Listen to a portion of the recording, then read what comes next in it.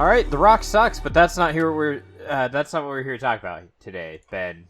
Here to talk about the Honjin Murders, because this is words about books, not words about washed-up Hollywood actors who are ruining everything. I'm Nate, and you're Ben. How's it going, buddy? What did you say The Rock? Yeah, I said The Rock. Did The Rock do something? He did something, Ben. He did. Is he canceled? No. I wish. But he's ruining everything because Vince McMahon is canceled. And he wants people to forget about Vince McMahon so that we can keep buying TKO stock. What the hell's TKO? That's the merger of WWE and UFC. Oh my god. This is wow. Okay. All right. Yeah, so but we're not here to talk about how much we don't extremely like The Rock. We're not here to talk about that. The Honjin Murders, because we're words about books. Yeah. Not words about The Rock, okay? We're not, yeah. So we're here to talk about the Honjin Murders by, you want to give it a try? Seishi Yokomizo. I mean, that was close. Yeah, Seishi Yokomizo. Ah, that's fair. Oh yeah, happy birthday, Ben. Oh, thank you.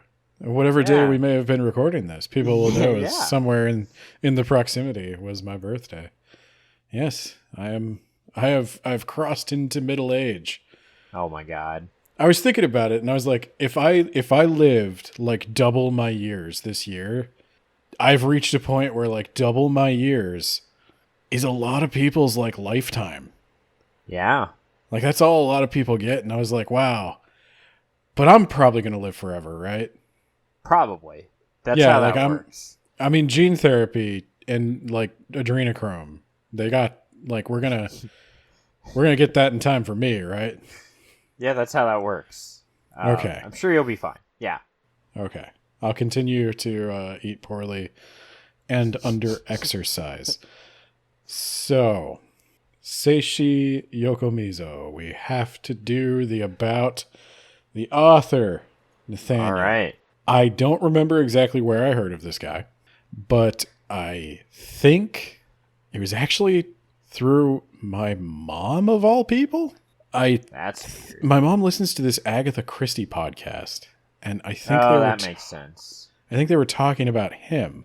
And she was like, Ben, as many people have like started coming to me since I started this podcast, Ben, you should read this because I want to know what it says, but I don't want to read it. So,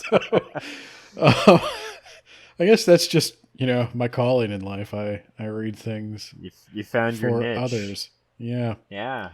So Yokomizo, he was born in Kobe it was still the Empire of Japan. Oh, wow. How'd that work out for him? Well, yeah, we're going to find out. He was born in 1902. How'd that work out for them? Cut to America. Fuck yeah. Well, he lived until 1981, so he made it quite a long time. And I guess he is widely considered to be one of the best Japanese mystery authors there is. He's certainly a fan of mystery novels. He is he is a major fanboy of mystery novels. He name drops so many things in this book. It's actually incredible. I think this might be his first novel. I don't know if there were short stories in between. Oh, wow. It's not bad for a first novel, for sure. If we do another one by him, I will go way deeper on this, but I wasn't sure how much we were going to like it, so I didn't go crazy. But he's best known for creating his own detective. Everybody's got a detective. You got Christie has her Poirot, Conan Doyle has his Sherlock, Poirot?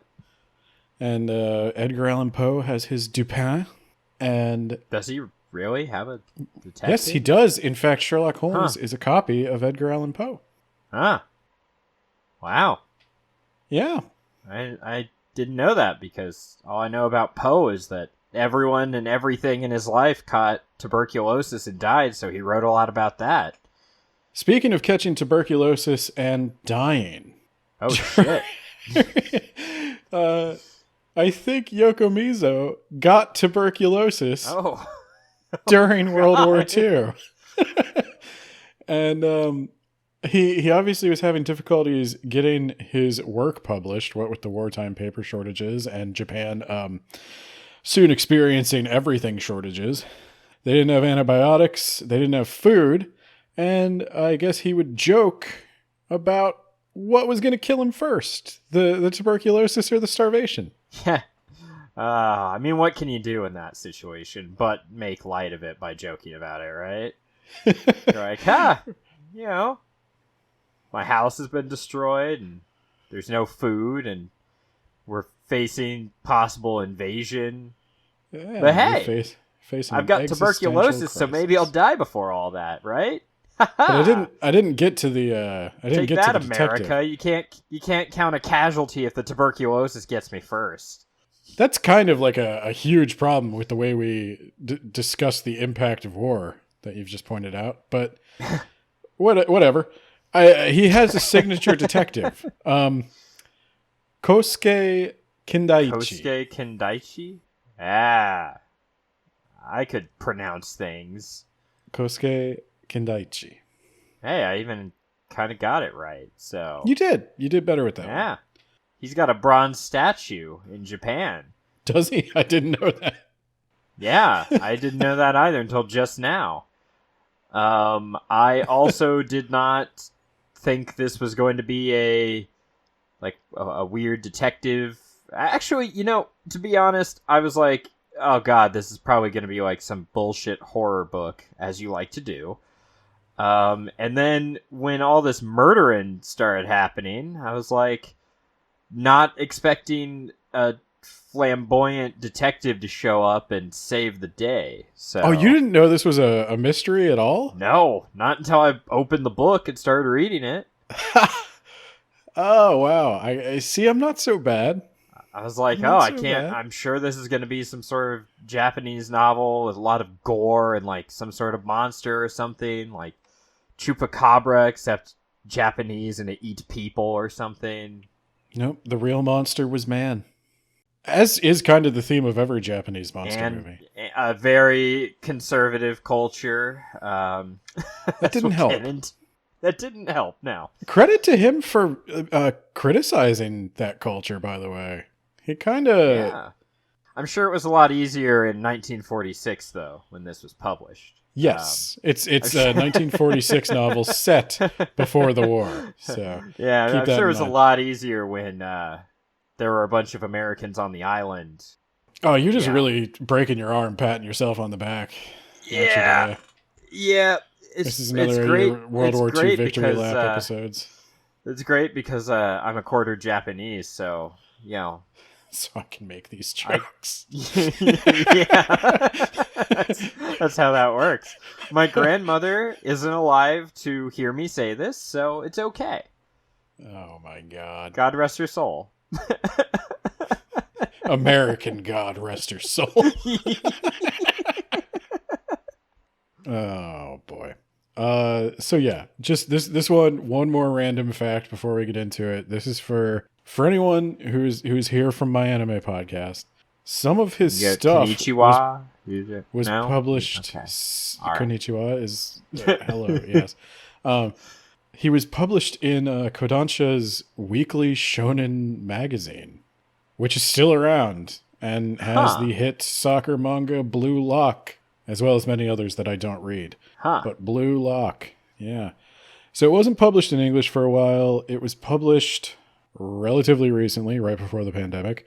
And it was published by Pushkin Vertigo, which is an imprint of Pushkin Press. It's only 5 years old, so I think this is one of the first things they picked up.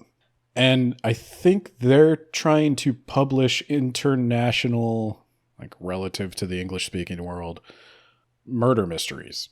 I think that's the mission of this press. So if that's something you're interested in, maybe check them out. They've got more of his stuff. So we'll have to keep an eye on that. All right. Are we good? We're good. I'm ready to jump into the book. All right.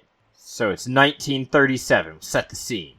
We're in a Okay. rural village that is denoted by some sort of letter, and guy with or I guess I should mention the framing device, right? That's important. This is a retelling of these murders. This guy, the author, did some research on this rural village and the Honjin. Is that how you say it? Honjin. Honjin. I'm Honjon. It's as close I'm not as... going to be able to do it. You can Americanize it a little, I think. The Honjin Murders.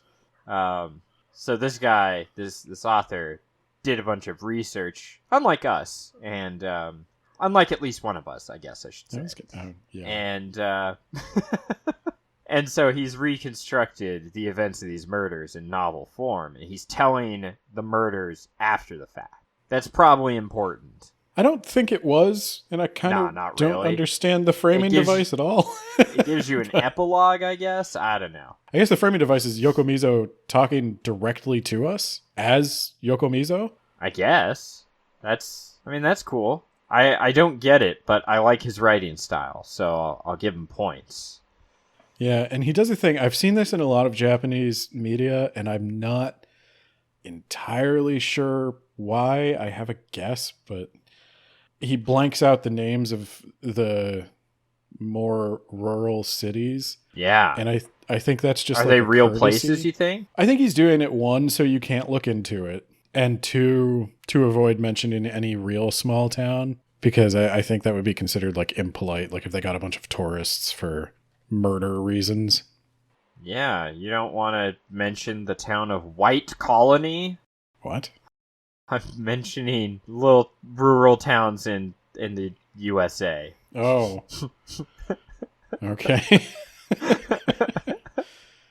In America, we don't care. In America, murder tourism's fine. I don't know how they feel about that in Japan. I know they have true crime in Japan, but I don't know. Well, if Logan Paul is to be an Jesus. example, yeah, that'll...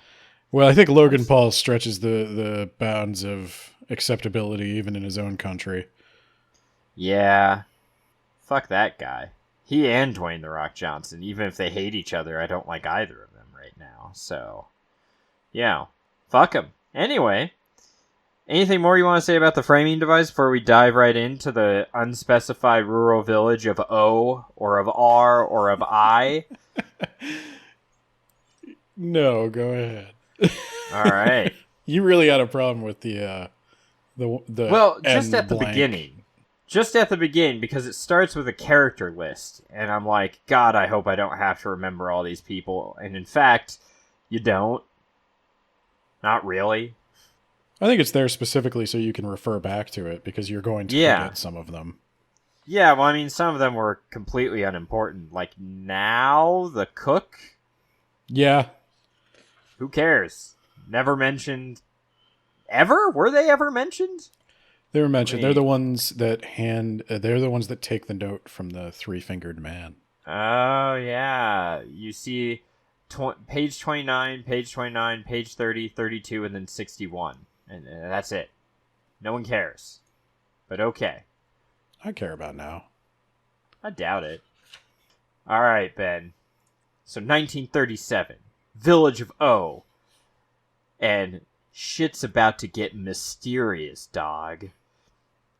So on one hand, you've got the Ichiyanagi family? Ichiyanagi family? Yeah, I got that. First try, cut out the first one. And the eldest son, who is also the head of the household, Kenzo? Kenzo, yep. Cool. He is getting married. Now, Kenzo comes from a long line of Honjin owners. A Honjin is like a fancy hotel for rich people who were traveling during the feudal times. It's very specifically a hotel for government officials. Yeah. It's the Airbnb of the day, but only for government officials, and that's why they're so fancy. If you had a Honjin, you were, I mean, like, not royalty, like, you're still, but you're not one of the garbage people, okay? You're like a step up from the garbage people. You were royalty adjacent. Yeah, there you go. You were rubbing elbows with feudal Dwayne The Rock Johnson. and Okay. And so we're gonna try to make this a thing. I'm looking forward to it. What if Dwayne The Rock Johnson had 3 fingers? Then I mean, I guess he does have 3, but like he has more than 3. Yeah, it would mean that someone it would mean that he realized that he done goofed and he decided to punish himself the only way he knew how, which was destroying 2 of his fingers. He sacrificed those fingers for his sins, Ben. Anyway, so back to Kenzo. Okay. Kenzo. Now the Honjins, those aren't really like used anymore, I feel like, right? Like No. that was a feudal thing, and we're in the post Meiji Restoration. It's 1937. We don't have the daimyos anymore, okay? Daimyo. We don't have any of that ancient bullshit. So your Honjin doesn't mean shit. But the fact that you had a Honjin in the past, I mean, I guess he still has it. But the fact that you were a Honjin owner when that kind of thing mattered, it means you descended from royalty adjacent, and it means that it's kind of weird that he's going to marry a simple primary school teacher. It doesn't matter if she educated herself. It doesn't matter if her uncle is really, really wealthy and well off. Because no matter how good she is as a person, no matter how intelligent she is, no matter how much money she is, she didn't have a Honjin back several generations ago, and so she's descended from garbage, Ben. It is. I mean, I don't. The book doesn't really explain this, but in Shogun era Japan, they had a rigid caste system. Yeah. And so these people were higher on the caste system than the peasant farmers would be. And it doesn't matter that that caste system kind of doesn't exist anymore, because you need an excuse to feel better than those around you. So, like, fuck them, right? But the family, they protested, and they protested, and they protested, but eventually, Kenzo wins out.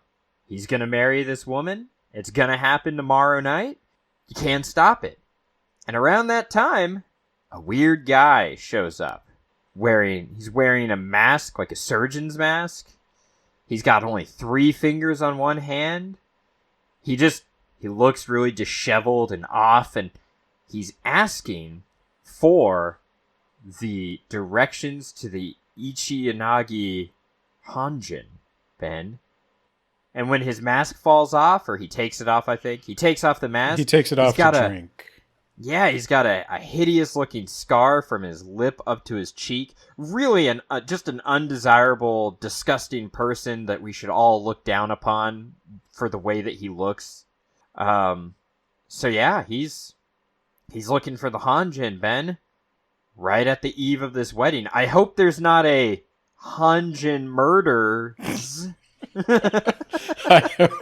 It would sure be a shame if this Honjin is the one where the murders happen.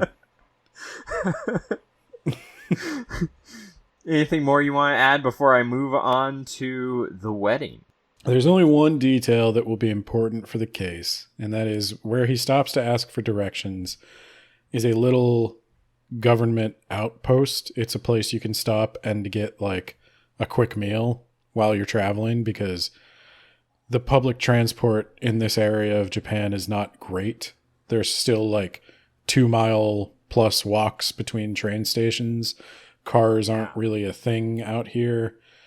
So they have these outposts that are relics of the Shogun past. And he stops there, gets a glass of water, takes a drink. A bunch of people get a good look at him. And when he sets the glass down, the lady who runs the office is like, well, we're never using that glass again. He's injured. Yeah. Disgusting, right? Maybe next time he won't get in some sort of horrible accident where he loses fingers and gets a huge gash on his face. I kind of wondered if they were trying to make you, like, I don't know a lot about Yakuza history specifically. So, like, I don't know if the finger chopping was a thing back then. It probably was, I guess, but that's what it made me think. Because that's what The Rock is going to have to do, right? Circling back. I'm just going to say this. The Rock is going to say this to you one time and one time only. Now, you could be chummy and Triple H all you want to. You could shove Vince McMahon on his ass. That's fine with The Rock. But The Rock says this. You better call that match tonight right down the middle. And if not, if you don't call the match right down the middle, then it's going to be between you and The Rock. And it's certainly not going to take 60 minutes. But it made me think, like, oh, maybe he's a criminal. Like, if you see a guy in Japan without a pinky, but he's wearing a really expensive suit, challenge him to a fist fight. Don't challenge him to a fist fight. You'd be like, I bet I could kick your ass. You don't seem that tough to me. And then, just see what happens. The only thing worse than that is if you did kick his ass. Then you're fucked.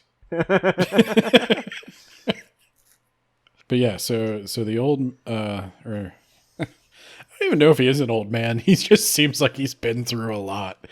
Yeah. Yeah, the three-fingered man, he makes it to the Ichiyanagi residence, which, by the way, the Ichiyanagi residence is huge. Yeah. They have many acres of land. They're farming rice on some of it.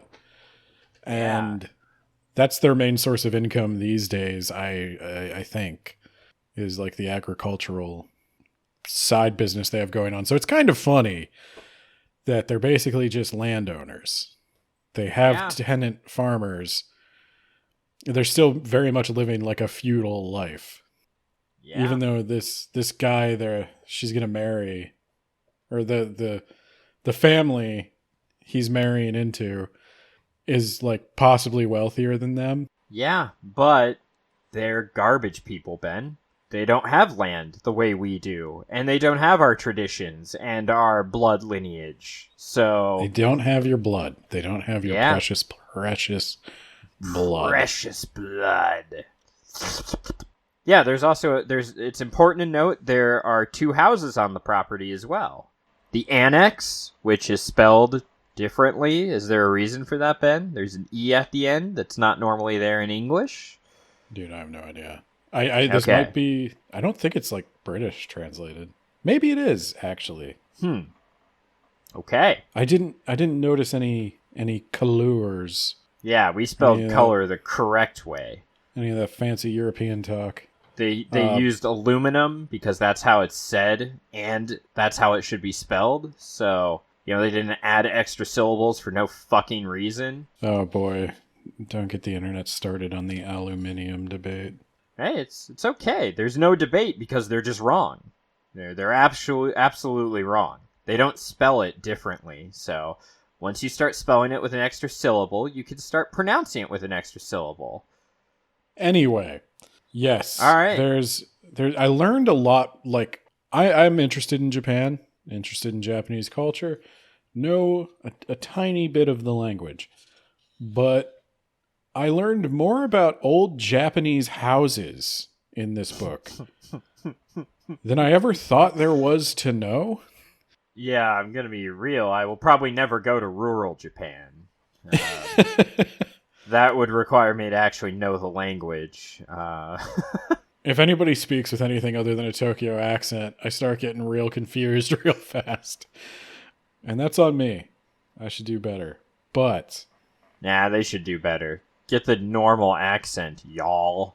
There are the main family and the branch family. Yeah.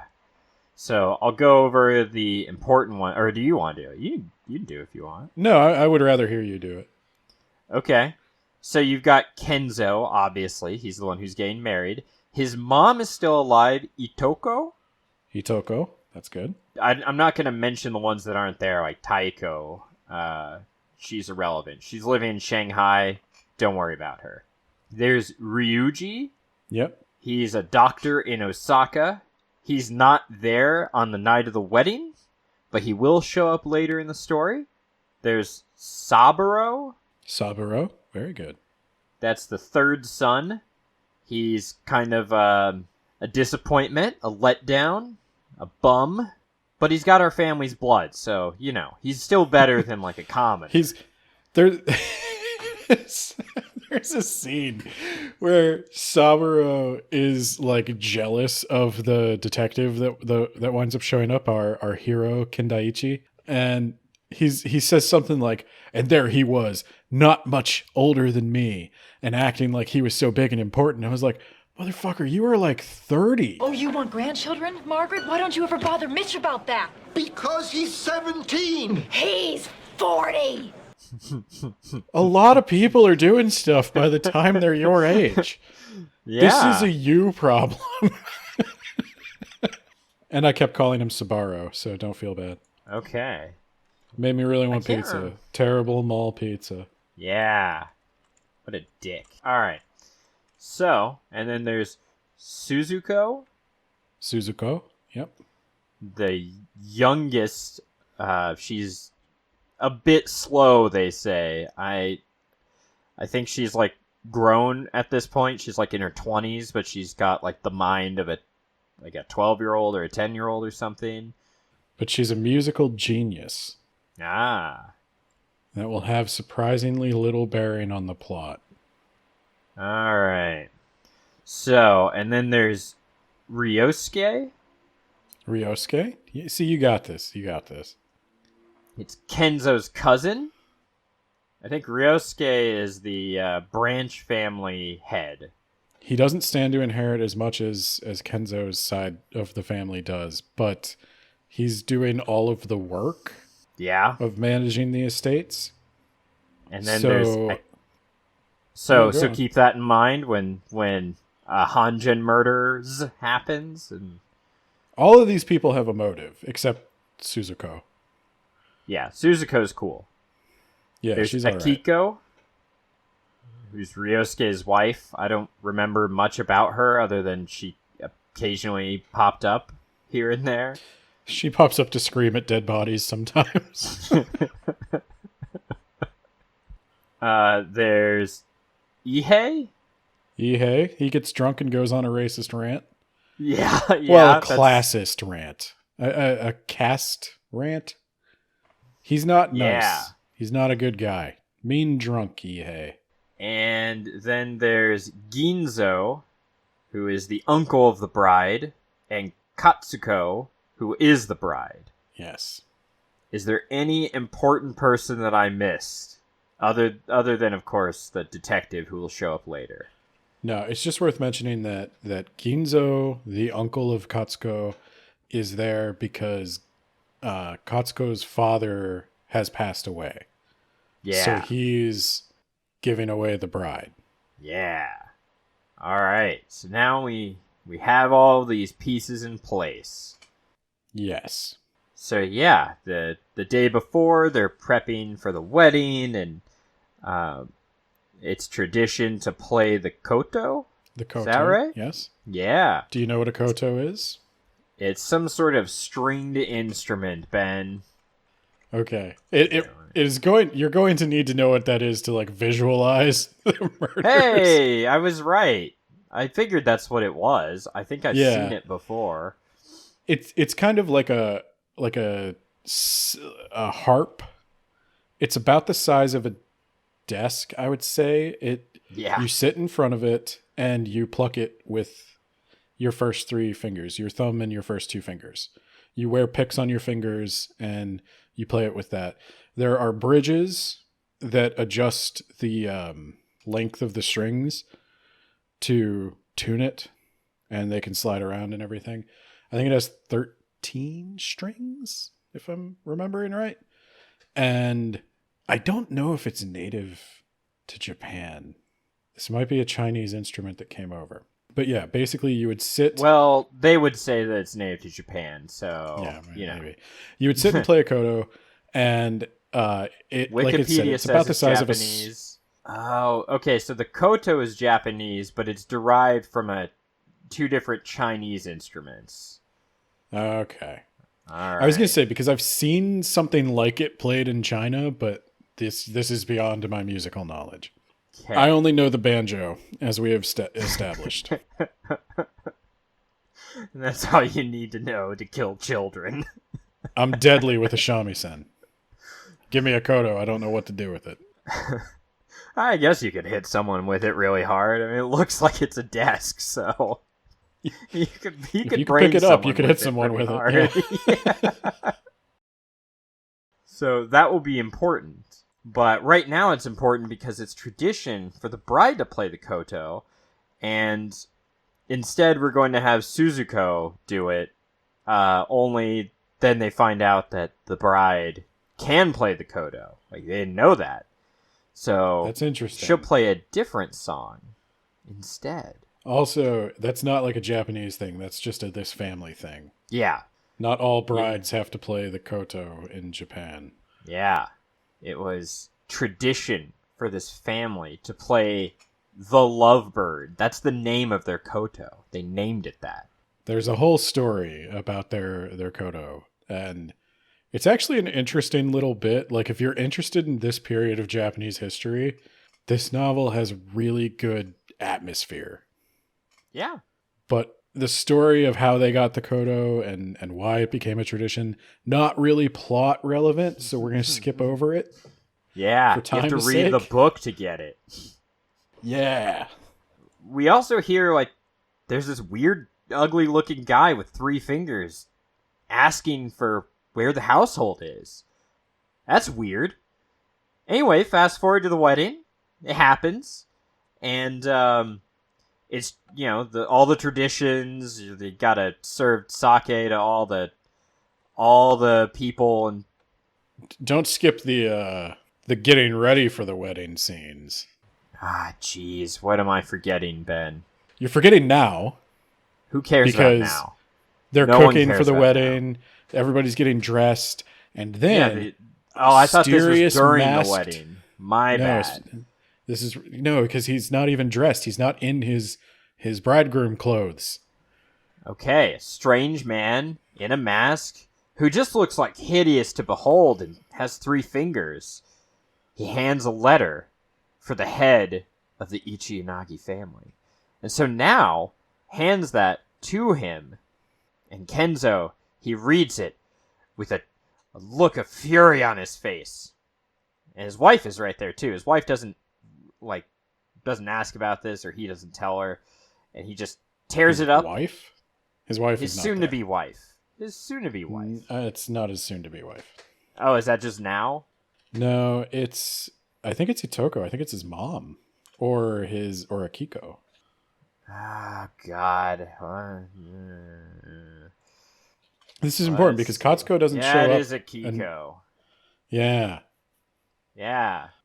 So Akiko sees him read this note, get filled with rage. He tears it up, hides it, stuffs it in his kimono, is like, it's nothing. Don't worry about it. His Camino? Whatever, man. There it is, R4. Right where it should be. Our missing planet Camino. Kamino, kimono, bro. Camino Star is the Wars. planet where Obi-Wan Yeah, picked up the Star clones. Wars has ruined it for me, okay? I'm Kimono? tired. I get a Kimono? freebie, okay? I just worked 10 hours today. I get a freebie. He stuffed it in his Not on my Camino, watch. and then Palpatine used that to make the He clone stuffed army. He tore up Jango Fett's DNA and stuffed it in his Camino. Yeah, he tears it up, stuffs it in his kimono, and is like, it's nothing, don't worry about it. Like, that's just a funny joke, haha. Anyway, back to wedding prep. Anything else for the wedding prep part, Ben? No, that's the main thing. Was that he got a mysterious note. It made him very angry. He tore it up, stuffed it in his sleeve, And that's where it shall remain for now. For forever, Ben. Because he'll definitely dispose of it later. Don't worry about it. Nothing bad is going to happen to him. No, that's where it will remain until it goes through the wash. And then he's just going to have soggy paper in his sleeve. Whole mess. So then the wedding happens. And they serve sake to everyone. Great Uncle Ihei gets angry, classist drunk. And he's like, "You're not good enough for Kenzo. He should have married. Saburo, get him out of here. He should have married Minako. He should have married Minako from the Honjin down the road. That's a real woman. Yeah, get him out of here. 2-bit thought. Get out of here. Take him home, Saburo. He's drunk, so make sure he gets home safe. And we're gonna go back to the annex house, just me and my wife, and no one else at all. We're gonna lock the room because no one can be murdered in a locked room. Yeah, we're gonna lock the rain shutters, Ben. You can't get into this. It's an impenetrable fortress. I have no idea how old houses work. I had to look up what's an Eisen? What? There's a corridor that looks like it's just exposed to the elements. Oh, for shoes. I'm like, I think I know what that is. It's kind of like a tiny mudroom, I think. I think it's a mudroom that runs the perimeter of the house, or at least the perimeter of where the doors are. You're talking about the deck. Yeah, it's like a deck. Yeah, it's a deck. Yeah, but it's like a deck I had to look that up stretches around the house. I had to look up what a Ranma was. I'm sitting there is that not just the name of a magical gender-changing kung fu master? Oh, no, it's like a decorative piece to let light in but keep rain out. What? The amount of woodwork going on in an old Japanese castle is insane. Yeah. If you were a carpenter, you would do very well here. Yeah, it's a living. That's why Jesus went there before he died. Yeah, that's true. That checks out. There's a town in rural Japan that claims to be the grave of Jesus. Is it in the south or southwest? No, I think it's in the north. What? Hang on. Jesus, Japan. Deep in the woods of the village of Shingo. Yep. Yeah, you found it. Yeah, it's in Aomori. Let's see. Where is Shingo? Aomori Prefecture, I think that's in the northeast, actually. Wow, that's not where I would have expected it. No, there's no logic to it. Yeah, no, it's way north. Way north. Yeah. I was gonna say, I think that the Jesuits and stuff came to the southwest portion of Japan. Yeah, So no, I was because that's where okay, the port was. Yeah. That's where the port was to do the mission. No. Jesus himself, Christ, came to Shingo, lived there for died. Many decades and died. And the person who actually died on the cross was Jesus's brother, who looked exactly like him, who took one for the team. Twins. Yeah. Twins. Wow. It's okay. I don't even know yeah. what Japan was like during ancient Roman times. But anyway, yeah, Japanese houses. They're going back. Yeah. They're going to bust out the futon. Marital bliss. Tell me how it turns out. Yeah. So someone slides his blade into. All right, I'm just gonna drop the gross innuendo. We're getting stabbed. Blood curdling scream. And then you hear a wicked Kodo solo. Yeah, a wicked Kodo solo. That happens, and Ginzo, the uncle, and one of the servants, whose name also starts with a G, that's not confusing. Genshichi. Yeah, it would be, look, it'd be like if you had Jack and John, and then it's like, try and figure that out for an audience. Or John and Johnson. Like, why did he not write with two assholes in America in 2024 in mind? Come on. Exactly. He would have been more popular in America. He would have been more popular. So we dash over to the annex house because there's that horrible scream and Kodo playing, and we gotta get in there, and it's locked down tight. The shutters have been bolted. So and it snowed. And Genshichi no footprints. Grabs an axe and breaks it open. There's a sword just like sticking out of the ground. That's weird. And we have to bust our way in, and oh my god, the scene. Thank God that someone thought ahead and painted the room red, because otherwise this would be just horrifying to look at. Because of all the blood. The groom is on top of the bride. It looks like he's like covering her to spare her from being stabbed any more than she already has been stabbed. They're dead. They're both super dead.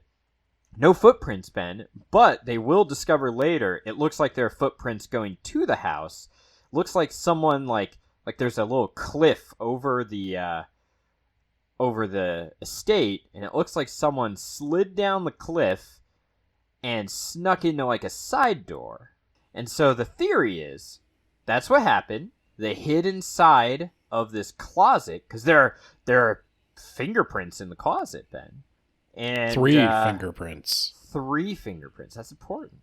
Then, when the time was right, that person came out of the closet, came down the hallway, sword drawn, and did a little bit of stabby murder. And then there were some bloody fingerprints. Again, just 3. Who could it be, Ben? Wearing Kodo picks. Wearing Kodo picks, because they were prepared. They knew after the murder they needed a sick Kodo solo in order to celebrate the death.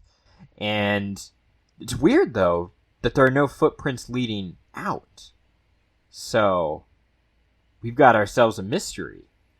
And so there's police show up. There's one cop who's like, yeah, no, sorry. I was just like, there's one cop who's like, could it be suicide? Oh, yeah, sure, dumbass. He just stabbed himself 3 times in the heart. Sure. Yeah, it's suicide. Get out of here. You're fired. Fucking idiot. So one cop calls another cop who calls like the locals. Look, I don't know what's going to be called, so I'm going to do it in U.S. terms, okay? This is like a village of a few hundred people, so he's like, shit, this is above my pay grade. So he calls law enforcement for like the region, and they call the state law enforcement, and they call the FBI, and like everyone's coming down here to figure out what's going on. Guys, oh, a rich person died. Get down here immediately. And what's more, we think a poor person did it. We gotta nail this motherfucker. You know me? So, on our watch. In comes Detective Inspector Isakawa. And I like Isakawa. Yeah. And various other police officers. He's surprisingly chill for a man who is in way over his head. He's like, this is weird. 3-fingered, bloody fingerprints everywhere. It's probably that one guy, but where'd he go after this? We can't find him. Why is there a sword in the yard? They'll find a sickle is just embedded in a tree in the neighboring courtyard. Why is that there? That's weird. And why play a koto? I don't know. They also find one more clue. They find that letter and they piece it together. They find one additional clue. This is the clue that screwed me up for the whole book. Okay. They find a koto bridge in some of the leaves. So it's like a little wooden piece that like props up the string, and you can adjust it to adjust the tension on the string, change the pitch. And they find one of those just sitting in a pile of leaves outside, like the killer ran out and discarded it for some reason. Why did he grab a Kodo bridge? And there is a bridge missing from the Kodo. Yeah. It's weird, Ben. Why did he do that? We'll never know. I did not figure that out, and I never figured that out, I was told. I never figured any of this out. That's insane. I accused someone who ended up being guilty, but otherwise I did not know how it was done. I think I figured... I may have suspected more people, if anything. I suspected... I definitely got all the criminals. Yeah. So I think Itoko knows more than she let on. I'll put it that way. For sure. Yeah, I don't trust Mom. All the family is acting a little weird. No one wants to, like, it's almost like they know something is off, or maybe they suspect each other. Anyway, the detective pieces together that letter. It says, "The island agreement will be shortly executed. We agreed to it, be it under cover of night, by surprise attack, by whatever means. An agreement was made from the one you call your, quote, mortal enemy." My God. And then they go, Kenzo, he has a bunch of diaries that apparently this is a thing, I guess. You know, this upper class rich guy thing. I don't know. Where they keep meticulous notes of their entire life, I guess. And, there were some selected pages ripped out of some years referring to a mortal enemy.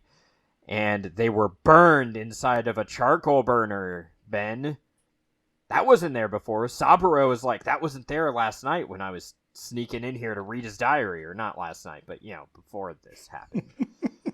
And, that's weird. And all they can manage to piece out is that Kenzo had a thing for a girl.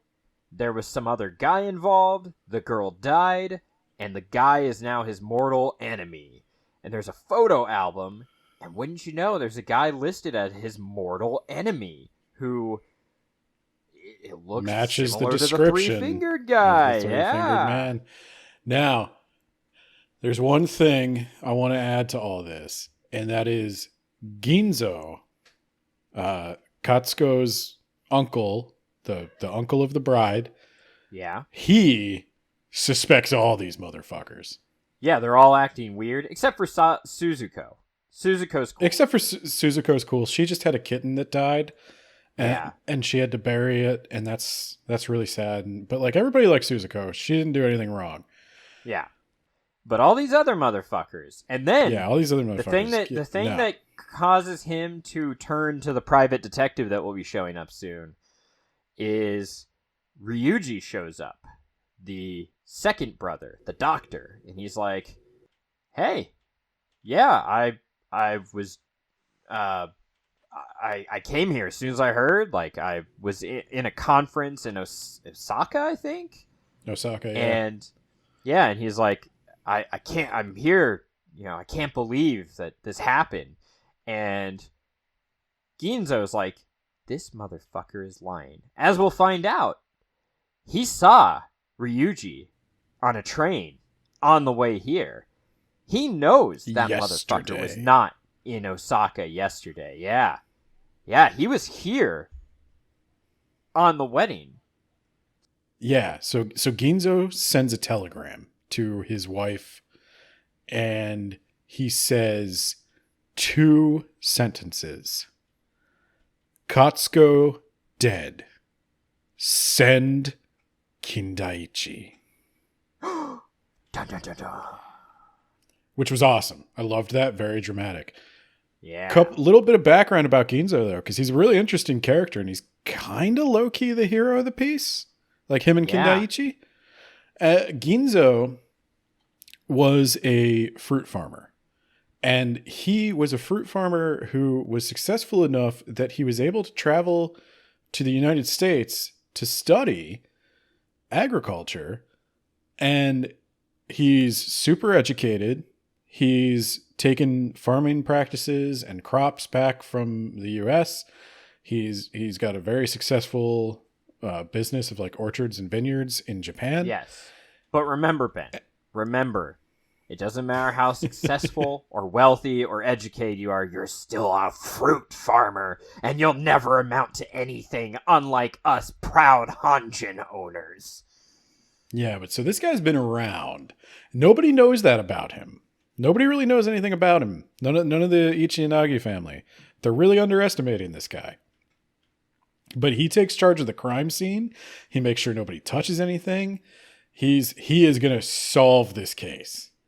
And he's going to do it with the help of his young protege. Yeah, who he meets in America. And he had a drug problem, but he ended up solving a crime. And Kindaichi I actually really like him as a character. I like him as a detective. He's got a little bit of everything. He's got the quirky detective thing down. So he's young, which is different. I think a lot of detectives tend to be on the older side. Sherlock wasn't, I guess, but everybody seems to portray him as old. yeah. But Kindaichi is this young vagabond type dude. He's got like a big mop of hair. He scratches it regularly. Yeah, he wears these shabby traditional Japanese clothes. But they're all worn down to shit. Yeah, he was like he's just bored. Like this is the part that's like Sherlock. He's just bored, and he decides to go bum around America. He winds up in San Francisco. He gets on the drugs like Sherlock, and he winds up in San Francisco. The Japanese population has this murder that's committed, and I guess the American police don't really care. And Kindaichi solves it, and he just expertly like dismantles this entire crime like in his head. And that's why Ginzo is so impressed by this. He's like, you know what, dude? If you got off the drugs, you got a real future ahead of you, and I would be willing to help you with that. And he's like, you know what? Let's do it. And so Kindaichi is also educated in America, and he comes back to Japan, and he decides he's going to open a consulting detective agency, just like Sherlock. Unlike Sherlock, he doesn't really have a Watson yet. I'm interested in the next story, though, because he's going to have to get a Watson. Right now, Ginzo is playing Watson. Every good detective needs a Rube to explain everything to. Yeah. Poirot has Hastings. Sherlock has Watson. Robin. Batman has Robin and Alfred. Yeah. So, yeah, he studies. He opens up a consulting detective agency, and he's got like a couple of high-profile crimes under his belt now that he has solved. And so, like, he's got a letter of recommendation, but like every good detective, he's no one's idea of what a detective should be. You know, Sherlock, he's also a messy drug addict. Poirot, he's Belgian. You can't trust him. He'll probably ruin the Congo or something. He's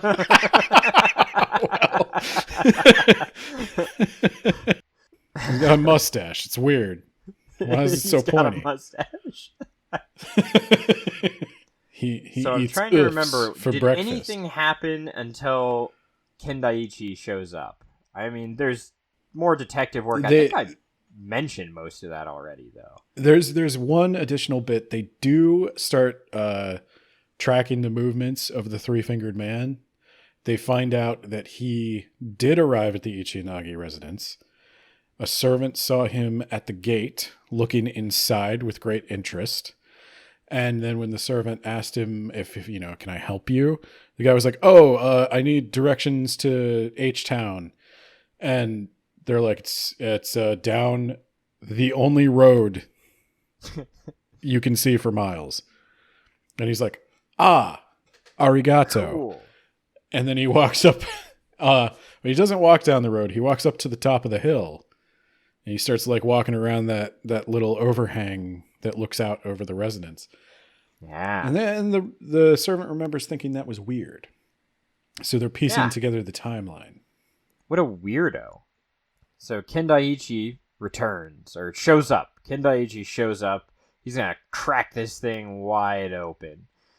And so Ginzo catches him up to speed, and he's like, I think everyone's acting weird and trying to deliberately hide something. But we won't uncover all that, which is kind of one of the joys of these detective things, where everyone has a lesser crime outside of the murderer, but that doesn't happen here. It's a little unfortunate, but maybe next time. But I also think Suzuko may be a sleepwalker. Dun dun dun dun. It's like, why do you think that? Yeah. So last night, she said she was out visiting her cat. That's weird. And then she thought there was a three-fingered man by the grave. What's up with that, man? Three-fingered man by the grave? That's weird. Why is he back? What could he be planning? So she screamed out. Of course, we didn't find any three-fingered man, but the grave has been disturbed. That's different. Looks different from before. And I think that she sleptwalked out there out of guilt for her cat or something. I don't know. It's weird, Ben. Oh, are you asking me? I'm sorry. I thought you were just telling the story. No, I'm telling the story. Oh, okay. And so you did skip another thing though. Sorry. Oh God. What else? Kindaichi's arrival to town was a little more momentous. Oh yeah, there was a bus crash, and there was a woman he was sitting near who was severely injured. He sat near her on the train, I should say, and she was on a bus. On the train. Yeah, and he was interested in her because she had a newspaper, and she was just poring over the articles on this case. And she looked kind of like a school teacher, which just happens to be the same profession as Katsuko. But we will talk to her later. All right. Well, she got a pretty sick head wound. He makes sure she gets to the hospital. He catalogs which hospital she was taken to, makes a mental note of it, and then promptly forgets. Nice. To be fair, he is immediately confronted with, "Yo, Kindaichi, girl's a sleepwalker. She's visiting a ghost cat. It's all bad. Kodos are killing people. There's a sword in the dirt and a Kodo bridge and a sickle. There's a sickle in a tree, Kindaichi. Can you believe this shit? And I suspect everyone. Everyone is shifty as fuck, Kindaichi." And Kindaichi's like, "Whoa, what?" All right, let's untie all this, okay? Okay. So, first, we're gonna go look at the crime scene, and then he's going to look in Kenzo's room, look at all those diaries, so he really gets a feel for this Kenzo guy.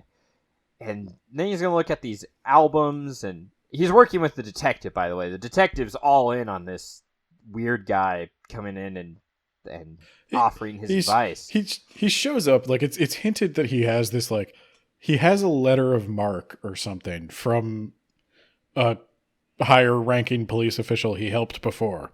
But also, he seems to just be genuinely helping everybody with their work. And so the cops warm up to him so fast. They love this guy. And he's got a charming stutter. Every time he gets excited, he starts stumbling over his words. And scratching his hair. He likes scratching. He's got a big shaggy head of hair that he likes scratching. So, yeah, he looks at all these albums and diaries, and also, look at that. Whose collection of mystery novels is that over there? Yeah, and this is where Yokomizo just lists his Christmas list. Yeah. He just lists every detective novel he has ever read or wanted to read, both foreign and domestic. He's got all the greats: John Dickson, Carr, Christie, it's like that Arthur one Conan Doyle part from the blogs in Head Full of Ghosts, but I didn't hate it like I hated those blogs, Ben. Those fucking blogs. You nailed this, because I was like, I called it Scream. The way that Scream talked about horror movies, this book talks about detective locked room mysteries. It's, yeah, because Kindaichi's like, what we've got here, folks, is a locked room mystery. Every book on this shelf, locked room mystery gold. And we find out it's Saburo's collection. Yeah. And when he sees Saburo, he's like, so, what's your theory? You got to have a take on this case. I know you just lost a brother or whatever, but like, come on, you got to be thinking about it, right? Like, how'd the guy do it? And he's like, wait, what do you mean, sir? He's like, your detective novels, man. You got all that good shit. Come on, you got to be thinking about this locked room mystery. Come on. And they start talking about, they have an argument. An argument that will come back to, that will make you want to punch Yokomizo after you get to the end of this book. He's being a little shit right now. So Kindaichi's like, so what do you think of locked room mysteries? There's hardly ever a good solution to them, There's only like one or two books that actually have like some non-bullshit literal Deus Ex Machina. Yeah, there's always a bullshit Rube Goldberg machine that, they lock the door after they're dead. It's stupid, am I right? Like, well, I think maybe sometimes, actually, it takes a lot of effort to think of a machine, and maybe you don't appreciate the mechanisms. Maybe your anti-mechanism agenda is blinding you to a very clear and obvious solution to this case. My God, I've said too much. Stop talking. My uncle has a 50,000 yen life insurance policy payable to me. Why am I talking? Shut up, Saburo. You always do this. It's his brother, not Shit. his uncle. Fuck. But yeah, Oji-san, right. What's going on? because Ryuji is going to inherit everything now that Kenzo is dead, but there's a 50,000 yen insurance policy on Kenzo that Saburo will get, because he was whining like he always does about how no one ever respects him. It's because you don't have a job, Saburo. Your older brother is a doctor. What have you done with your life other than fail at everything? Your one brother is a doctor. Your other brother is some learned scholar whose profession I forget, but he takes meticulous diaries. That's got to be worth something to somebody. Yeah. And he's a landlord. Do you know how hard that is? Probably. Maybe. He owns the land, okay? That's a burden. Heavy is the head that wears the land. Yeah, he weasels his way into like a 50,000 yen life insurance policy just to shut him up. So I guess like nagging is its own skill. That's what we learned here today. Yeah. So they investigate the sickle. That's weird. There's a water wheel that will come up later. What else, Ben? Before another grisly murder occurs. I think that's about it, right? Yeah. A blood-curdling scream from the annex. And the sound of a koto string. They run this outside. Solo not nearly as sick though. And there's a sword embedded in the ground. Again, it's like poetry. It rhymes. Again, it's like poetry. So if they rhyme, every stanza kind of rhymes with the last one. Hopefully, it'll work. We have to bust in again, and Saburo, he's bleeding to death. It looks like, and he's been attacked. Oh my God, who could have done this? And this is when I immediately suspected Saburo did it to himself. Yeah, Saburo did it to himself. So Saburo has a deep wound though. It's pretty bad, but not fatal, and it's in the back. Yeah, because it wasn't fatal. That's why I knew. Well, it's in the back, okay. So it's like he couldn't have done it to himself, right? Like you can't slash yourself in the back with a katana. No, that's impossible. You'd have to have like a really long sword to be able. Oh, or you'd have to have some kind dog. of backslashing machine. some sort of mechanical machine that can slash your back and then and he's lock your house. He's bleeding out, but he's also like smiling evilly at Kindaichi. But then like he can't stop smiling because of the tetanus, because he stabbed himself with a rusty katana, and he gets tetanus. A little yeah. Do you just recover from tetanus? What's the deal with that, nurse? I can't imagine how they would have, right? Well, is there like an antibiotic? Does that work? What is tetanus? Well, let's look here. Now I guess most healthy children and adults recover, but it causes prolonged illness. Okay. But 11% of cases are fatal. But that's in the U.S., so, it's probably higher in other ones. But it's lockjaw, right? Yeah. That's what tetanus is. So my doctor asked me, guess... have you had your tetanus vaccine? And I was like, I have no idea. I'm 36 years old. I had one once. I don't know if I'm up to date. And they're like, oh, well, if you get... They said literally, if you get stabbed with something, probably get one. And I was like... Can I just get one now? Can you get no? Can you get too wait. much tetanus vaccine? You can, but it's 5 years. I definitely haven't had. They recommend you get one every 10. Yeah, exactly. Yeah. You're probably fine. I think my last tetanus shot was 2016. So my doctor was like, I had to get a new doctor because my old one retired without telling me. That was a fun story. And then tried to fire you without telling you. Yeah, he tried to fire me. Like, well, no, I think he retired or he was forced to retire. My old doctor sucked. I would always just go in, like, having already researched what was wrong with me, and I was like, this is what I need you to prescribe. And then he would always be like, okay, I'll prescribe that to you, but also consider losing weight. And you're like, arm is like hanging out of your socket. And you're like, He does call me fat every time he sees me. I love that. And like I'm not even the fattest guy he sees. That can't possibly be the case. Like I'm overweight. I won't say I'm not, but like, fuck you, Yeah. Anyway, I'm glad you got forced out. You're probably terrible. He was losing it. He was losing his fucking mind. So anyway, this new doctor, he's like, Ben, have you had your flu shot? And I was like, no. He's like, would you like your flu shot? I was like, yeah. Yeah, shoot me up. And he was like, have you had your COVID vaccine? And I was like, I'm probably due for the booster. You want to just shoot me up? He's like, well, we like to separate the flu and the COVID vaccine by a week. And I was like, no. Lady at the grocery store said I could do both. One in each arm. Let's do it. Come on. Doc, one in each arm. Let's go. And he wouldn't do it. He wouldn't shoot me. So I got to go to the grocery store. So you had to go to the grocery store. I had to go to the grocery store where the Chads are, I guess. That's where the Chad vaccination is. Oh, God. You think my immune system can't take the flu and COVID at the same time? Nah, I can do it. Oh, God. Where were we going? What's that RSA? Get me one of them, too.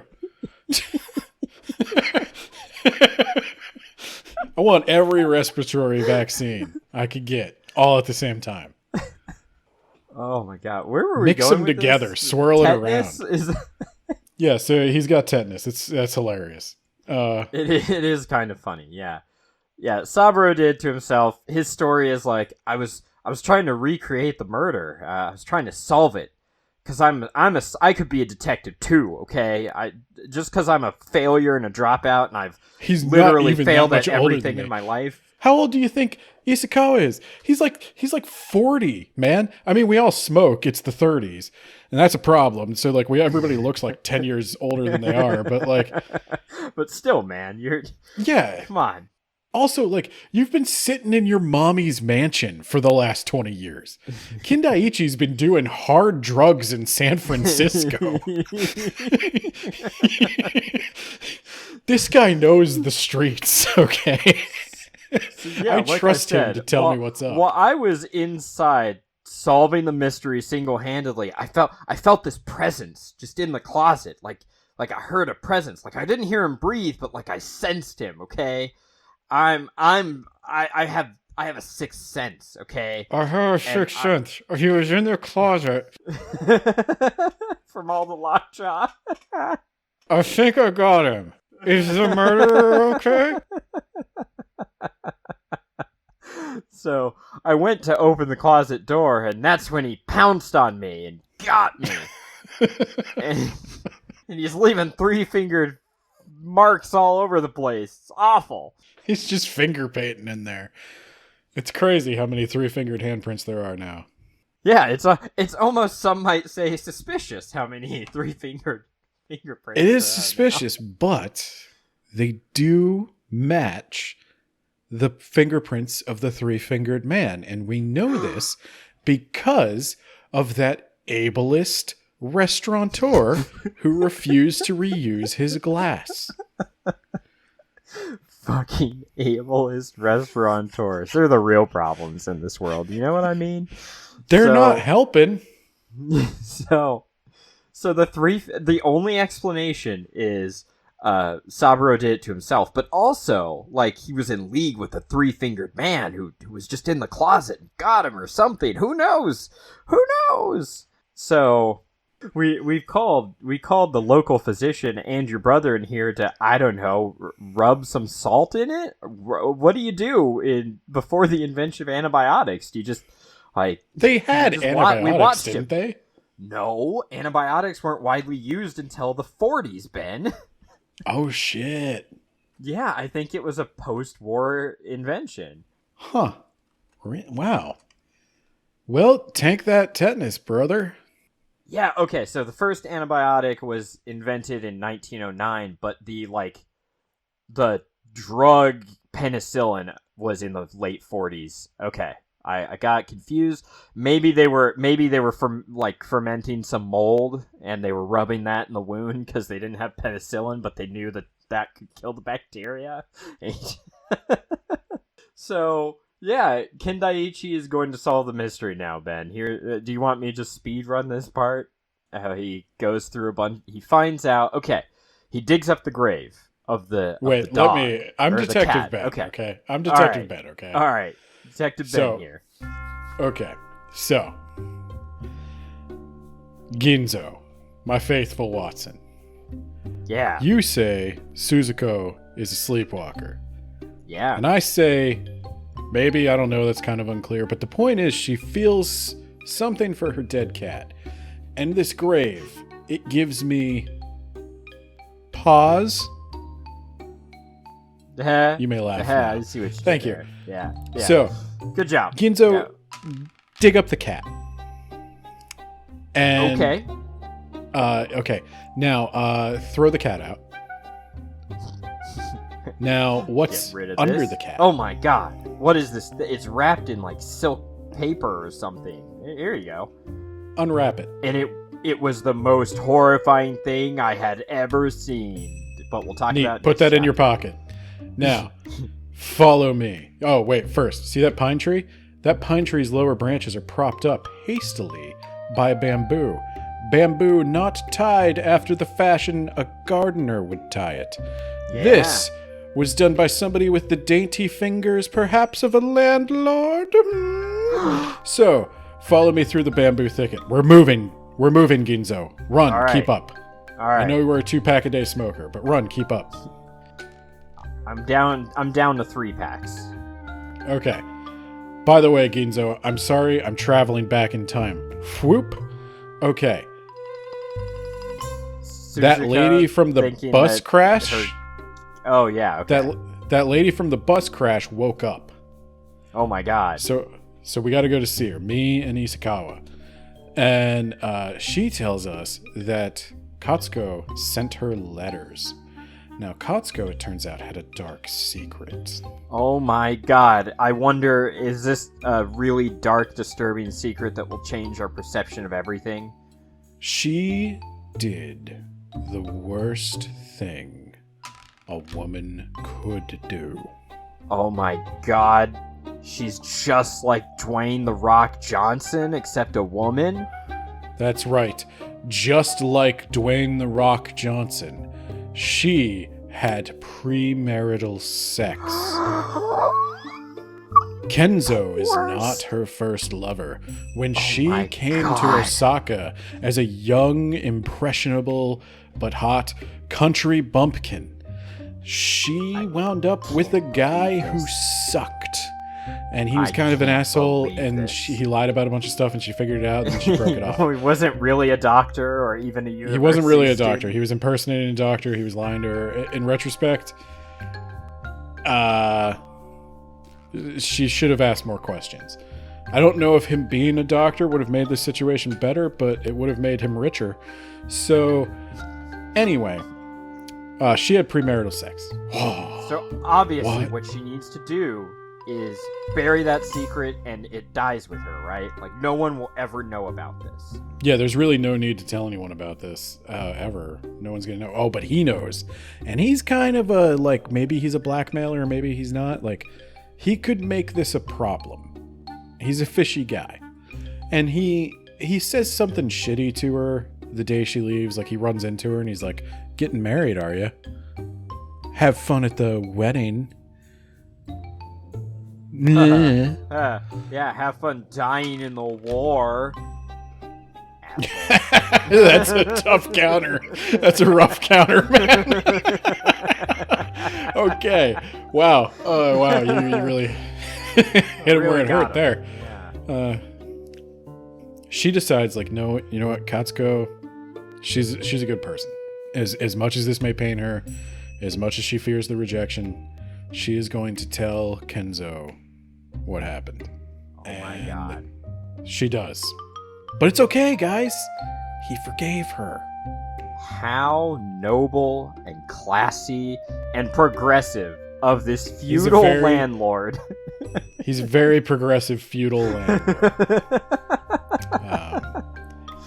Very, very progressive feudal landlord. In fact, defining characteristic, as far as I know.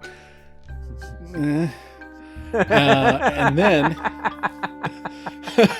on my way back, I walk past this place where a cigarette stand, where I'm like, "Hey, give me a pack of cherry reds, give me a pack of menthols. You got any cloves?" This is before Obama, right? I can still get those because we don't live in communist America where I can still get clove cigarettes. Thank you. And do you know the way to H-Town? And they're like, "Yeah, just go down that road till you get to the Ichiyanagi residence and ask somebody there and they'll tell you the rest of the way." He's like, "Thank you."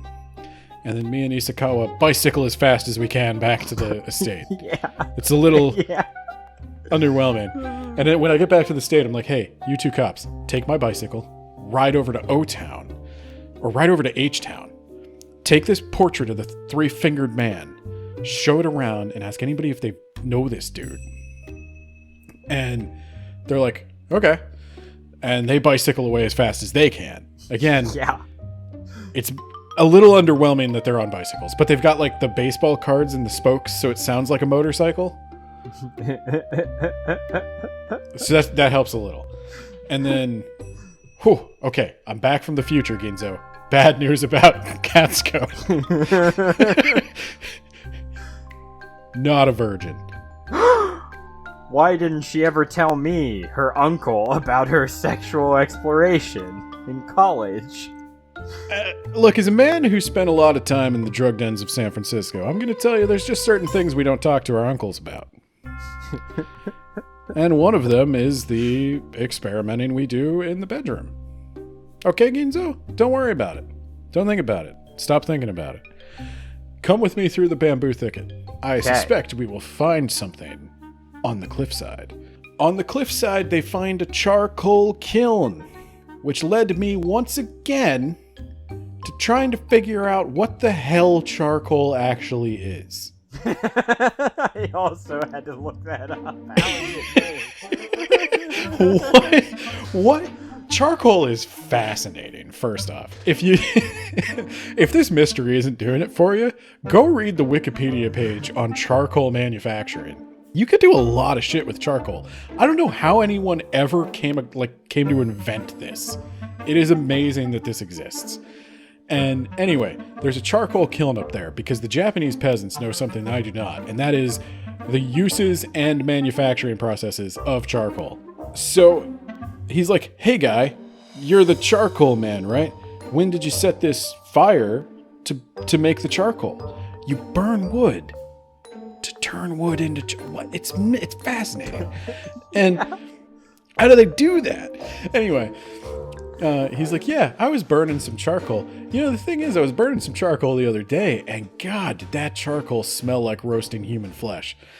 I wrote it off as just a quirk of the charcoal. You know, I don't understand it. You don't understand it. Nobody knows where it comes from. Some gross clothing in there. That's probably what I found some clothing stuffed in the chimney, and that made me think that maybe somebody just like went for a skinny dip in the rice paddy, but that's all the way down the hill. I don't know why you'd throw the clothes in the charcoal. But anyway, and Kid Daiichi's like, hey, you, could you dig a little bit in that charcoal for me? And he's like, well, I'll dig in the charcoal if you want me to dig it. Oh my God. He's like, okay, stop.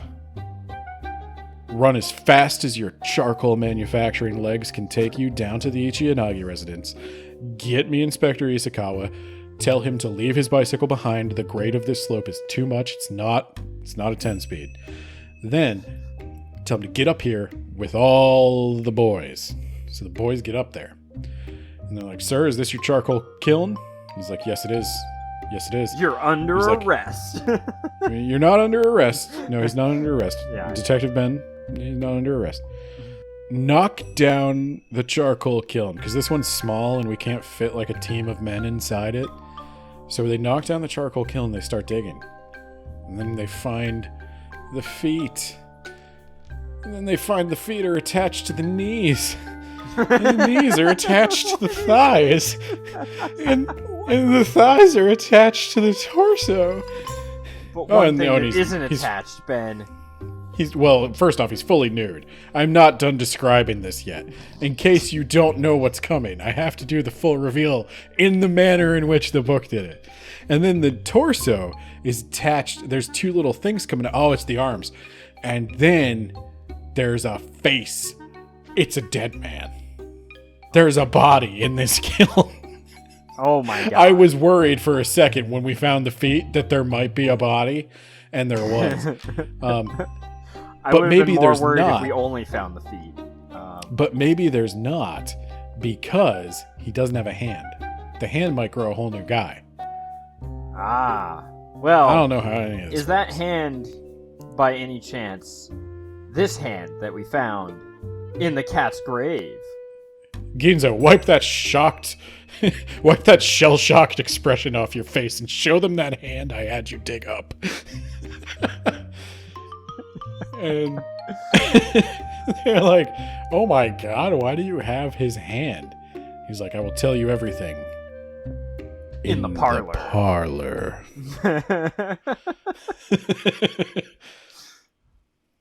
So, we're going to meet up in the annex house, in the room where it happened, near the time that it happened. But also, before we do, the doctor.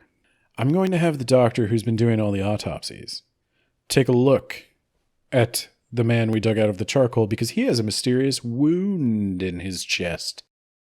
So we're in the parlor, right? Okay. I'm going to show you all how it was done. Doctor's got an autopsy surprise waiting for you. So, watch this, dudes. I'm going to ask the gentleman to please release the water wheel a bit early, and it starts turning. You hear the sounds of the water wheel. There's some stuff going on. And then I take a straw dummy I had the villagers make. They spent all afternoon doing it just for this 5-minute demonstration. Yeah. Yeah. It was a huge waste of everyone's time, but it serves as an excellent visual aid. And I stab the dummy in the chest with the katana. And then I set the dummy there. And tied to the katana is a koto string.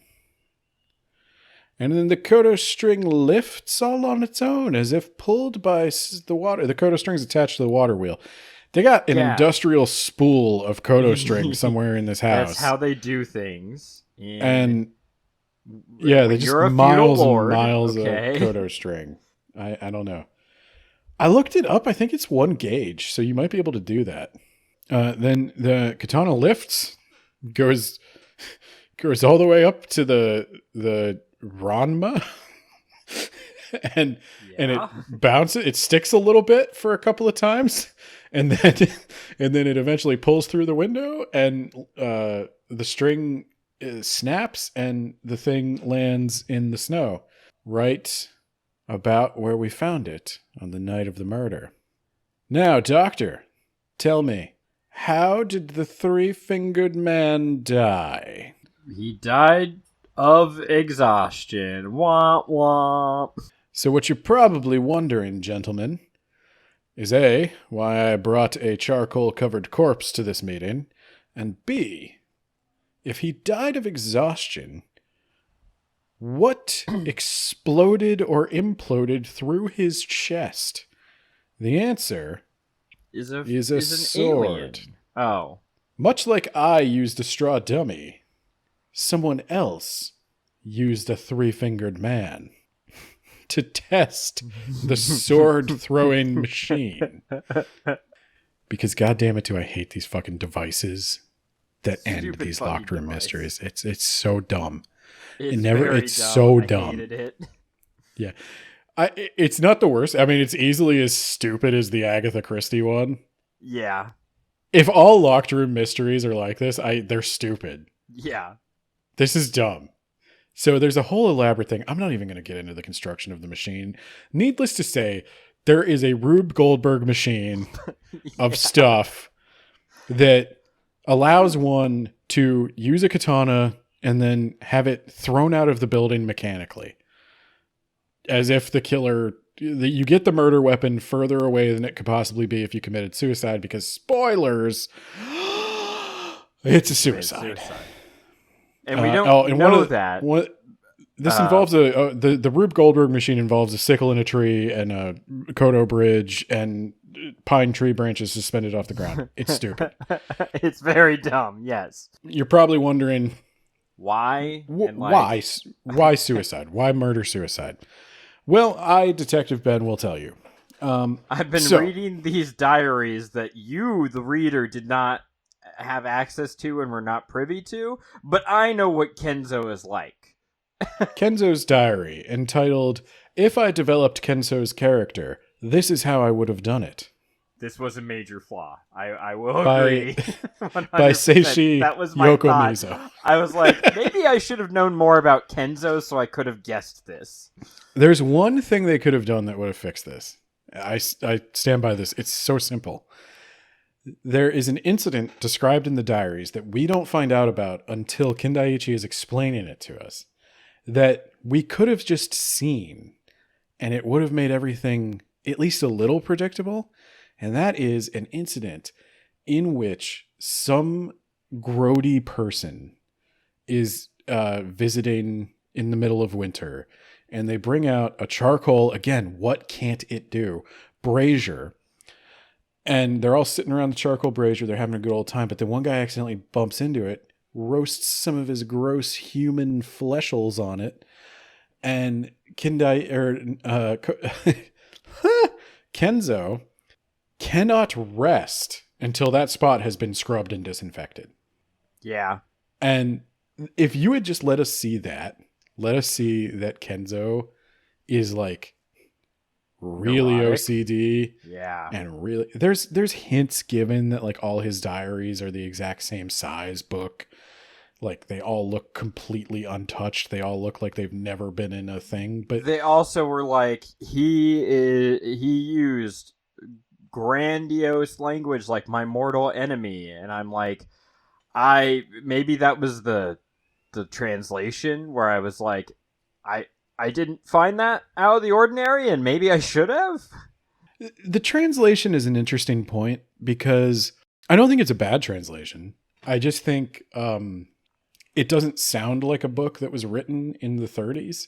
And I don't know how they would have done that because I don't really understand enough about how the Japanese language has evolved from 1945 to 2024. And I don't know, like when you read an Agatha Christie book, you can tell it was written by somebody who lived a few generations ago. Yeah. The way of speaking is just different. The things they reference are just different. But this feels like it was written yesterday. The translation uses fairly modern languages. Like there's Well, yeah, the translation came out a few years ago, so that. I mean, there's a point where like Isakawa's Kindaichi's like stuttering and stumbling and dashing from place to place, and Isakawa's like, "What's up with you?" And I was like, "That." I don't think that's how somebody in 1930 would have said that in English, but that is probably a good translation of the Japanese that was on the page. Like it probably did mean that or something close to it, but it's just not how you would have worded it in 1930. And so you can't get a real good grasp for like, is the language grandiose or is that just how you translated it? But, you know, what are you going to do? It is a translation. The best way to read things is in their native language, but we can't all do that. So he used grandiose language. So here's the thing about Kenzo, okay? Kenzo, he's a proud man. He's a man who needs all his affairs to be in order. Doesn't like to be told what to do. Prone to violent mood swings.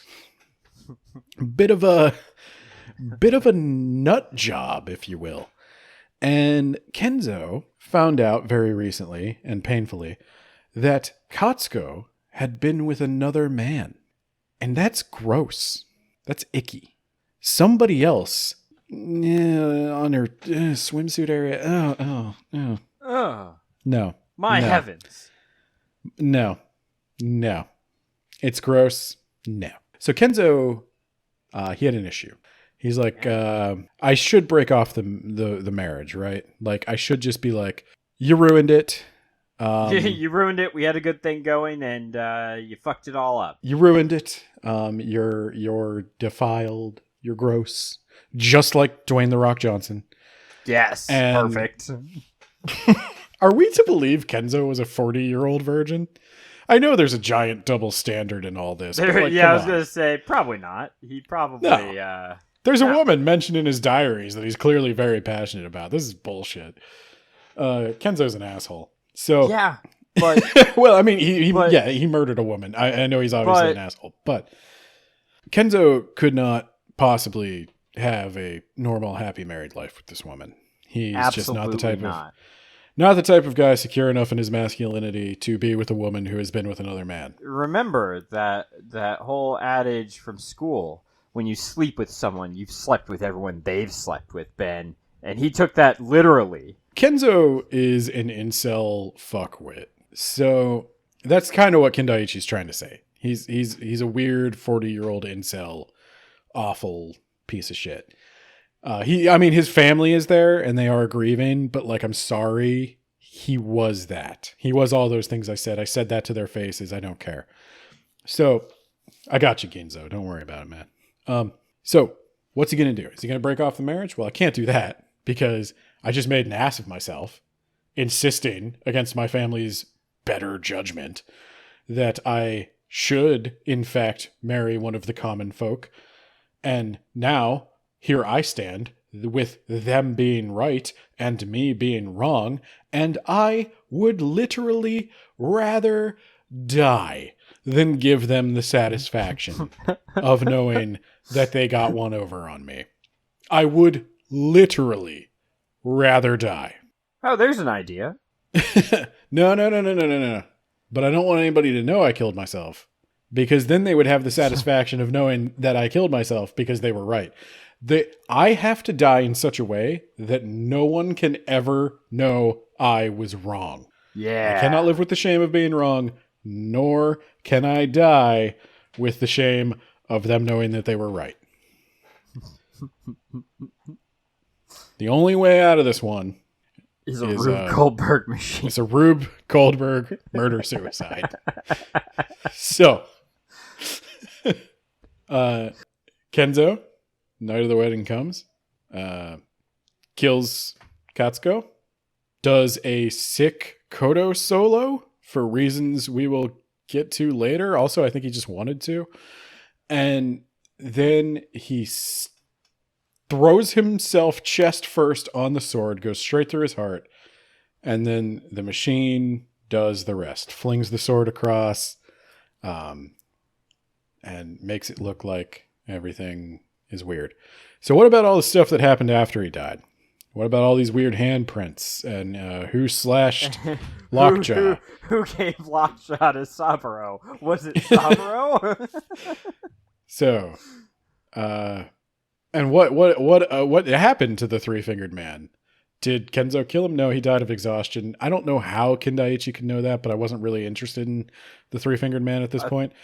I thought that was kind of dumb. Three-fingered man is just a taxi driver from Tokyo who was in an accident, and that's why he has a scar on his face and he's missing three fingers. And he was just actually traveling to H-Town to meet up with an aunt to recuperate in the country. And his story is just sad. And he had his own picture on there, and Kenzo took it and put it in his diary to make it look like he was the hated man or whatever. And yeah. And then they cut off his hand to use it as a fingerprint stamp. Yeah. And I say they because Saburo actually stumbled onto Kenzo during his dry run. So a sword gets flung out of... most of Kenzo's life is a dry run, but I get what you're saying. Oh, sick burn. Insult bastard. So Saburo's walking through the grounds of the house one day, la-di-da-da-da, and all of a sudden a sword goes flying out of the annex house, lands right in front of him, and Kenzo throws open the shutters, and Saburo's like, "The fuck are you doing?" And he grabs Saburo like the fucking Hulk, and he drags him in, and he's like, "What do you see? What did you see?" And eventually he calms down. He's like, "Yes, I'm playing with a corpse. I'm stabbing it with a katana, and I have built a Rube Goldberg machine to fling the katana out." Okay, so here's what happened, right? Katsuko is getting with this guy, and now I gotta kill myself. And Saburo's like, no, I'm with you. Kill yourself. Yep, good. Can I help? Yeah, well, first he's like, well, I need an alibi, so... make me take great uncle racist man home, and you got yourself a deal. I can't tell anyone because otherwise I won't get that sweet, sweet insurance payout. So I get 50,000 yen. I never have to look at you again. I get the whole office, not just the half of the office you share with me. Look, Kenzo, I gotta be honest with you. This is a win-win-win. Okay? I love everything about this plan. Let's do it. But just one thing. Not theatrical enough. Nobody's going to buy this. We're going to need some more handprints. We're going to need a three-fingered man story. We're going to need to make this a whole thing.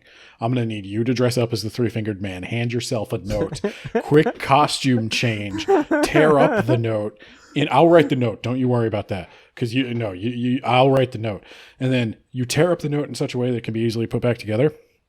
Don't burn it. Nobody's going to wonder about that. And then bang zoom, as long as we don't get one of those quirky detectives that's in all the books I'm basing this on, I think we're going to get away with this. You'll be dead. Plan. Katsuko will be dead.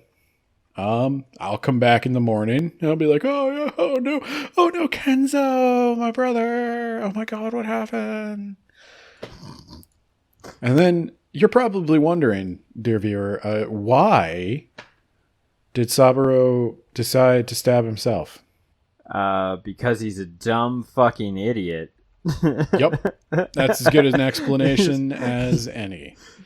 So Saburo, I think he just wanted to get one over on Kindaichi. He didn't like him. Yeah. Guess what? He didn't like the way he talked about mechanisms. The Rube Goldberg is a good mech. Oh, I stabbed too deep. Oh God, we left the katana in the snow. It's rusty. Oh no. Oh, it's tennis. Oh, I can't talk about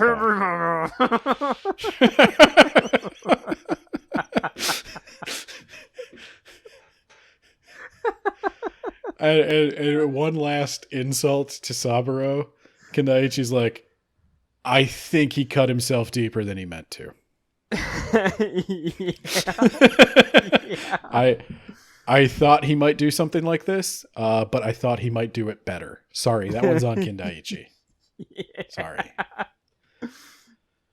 Well, Uncle, I know your beloved niece is dead and her reputation disgraced, but another case solved. Let's roll the Animal House credits and find out what happened to all of them.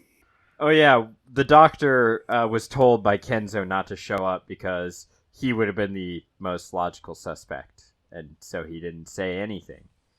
That's why he lied about being in town. He just listens to all of this, horrified and disgusted.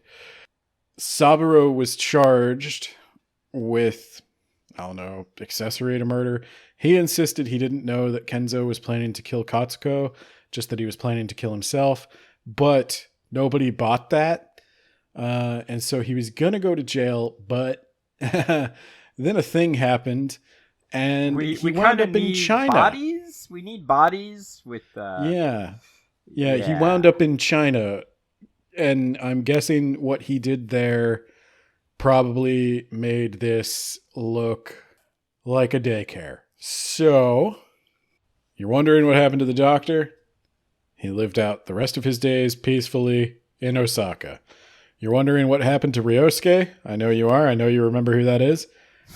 He went to Hiroshima, and a thing happened. A thing happened.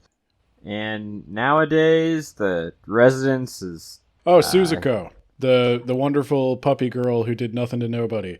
She died. Yeah. Unceremoniously. Oh yeah, there was like a letter or something, or there's something in Itoko's kimono, but I don't remember what it was. Itoko had a second Kodo bridge in her kimono. Yeah, she was, and that was planted there. I feel like her character should have been more of a thing, because she could have been a real suspect, and then she basically fades into the background for the rest of the book. This book, by the way, let's finish the Animal House credits. So Itoko, she survives the war. Akiko survives the war. And there's another one. Taiko comes back from Shanghai. Taiko comes back from Shanghai after a thing happened, and her ass got kicked the fuck out.